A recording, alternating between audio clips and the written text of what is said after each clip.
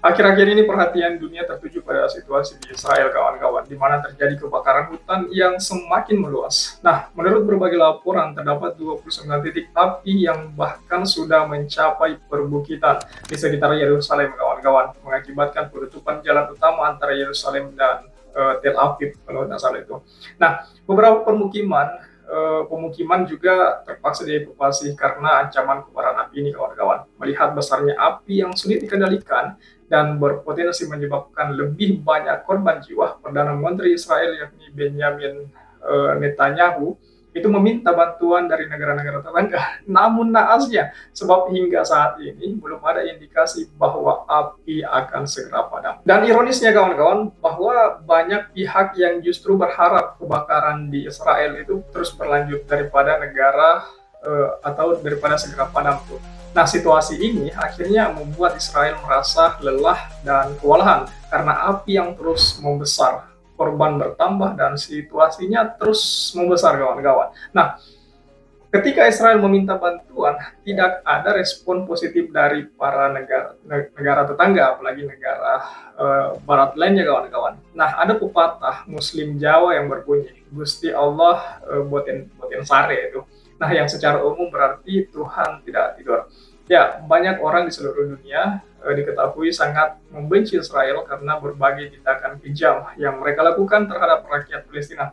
Kita semuanya sudah tahu itu, kawan-kawan. Bahkan ketika seruan perdamaian telah digaungkan, Israel justru bertindak agresif. Sebuah pernyataan yang mungkin masih diingat adalah ketika Netanyahu pada tahun 2015 silam dengan percaya diri mengatakan, kami akan mengalahkan mereka meskipun Tuhan bersama mereka. Ngeri kata-katanya ini, kawan-kawan. Dan tentu saja pernyataan itu sangat sombong terdengar karena setelah sekian lama menggempur Israel atau menggempur Palestina, Israel hingga kini belum berhasil mencapai tujuan utamanya. Dan tampaknya dalam kejadian ini, kawan-kawan, Tuhan seolah-olah memberikan sedikit balasan atas kesombongan dan kekejaman mereka, kawan-kawan. Nah, dalam berita internasional belakangan ini tentunya Israel benar-benar dilanda kebakaran hutan yang hebat, kawan-kawan. Api terus membesar dan membuat negara itu terguncang. Kebakaran ini itu sudah berlangsung kurang lebih 1 minggu dan belum berhasil dipadamkan hingga saat ini. Bahkan sebaliknya, justru titik api yang muncul semakin banyak. Hal ini kemudian memaksa Israel untuk meminta bantuan dari negara-negara tetangga tentunya, atau bahkan negara-negara kayak Israel atau Italia, Kroasia, dan Makedonia Utara. Namun anehnya, kawan-kawan, negara yang katanya tidak takut Tuhan itu justru meminta-minta bantuan saat menghadapi kebakaran. Ini pernyataan yang sungguh sangat lucu terdengar. Nah, tentunya sungguh menggelikan. Lebih lanjut lagi bahwa kebakaran itu atau kebakaran hebat yang melanda negara Zionis tersebut jelas membuat semua orang di sana sangat khawatir tentunya. Bahkan ada video yang memperlihatkan itu beberapa tentara Israel terjebak di pangkalan militer di tengah kobaran api yang sangat dahsyat. Ketika Israel memohon bantuan internasional untuk memadamkan api, kobaran api di hutan itu seperti neraka yang dengan cepat merambat menuju pinggiran kota mereka, kawan-kawan.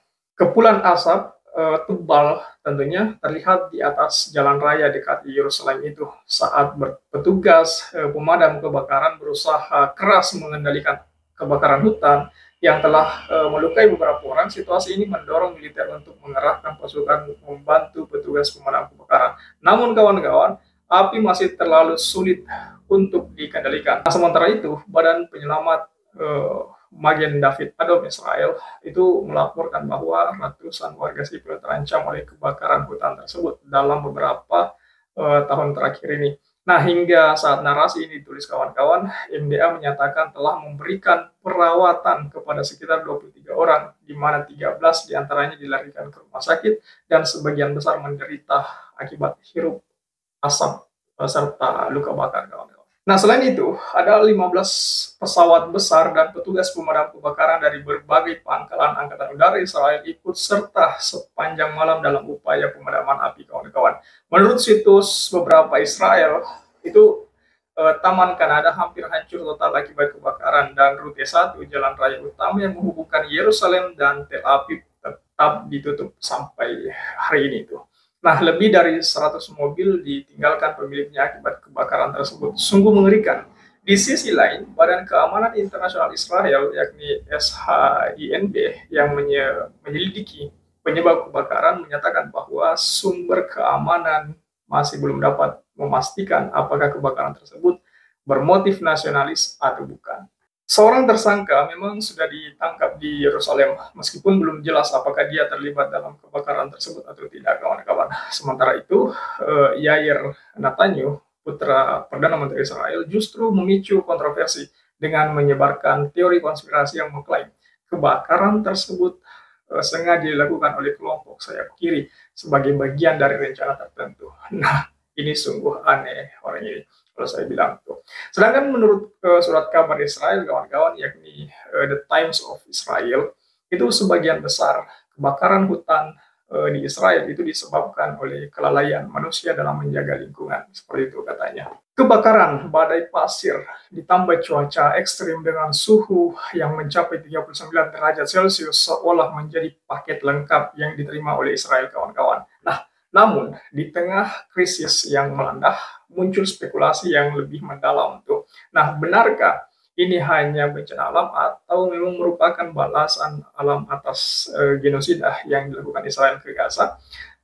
Kita tentunya tidak pernah tahu soal itu. Namun kawan-kawan, seperti yang diketahui, Israel telah melakukan serangan militer besar-besaran ke Gaza, menghancurkan infrastruktur, menargetkan tenda-tenda pengungsian, dan menyebabkan lebih dari 50.000 korban jiwa, termasuk anak-anak dan wanita hamil tentunya. Ya, ini sangat terlepas dari apapun penyebabnya, bencana ini yang sampai saat ini membuat Israel meminta bantuan dari negara-negara Eropa dan tetangga, namun sampai detik ini belum ada yang menggubrisnya. Apakah ini sebuah karma ataukah seperti apa? Ini tentu kita tidak tahu semuanya. Kira-kira menurut kalian seperti apa itu?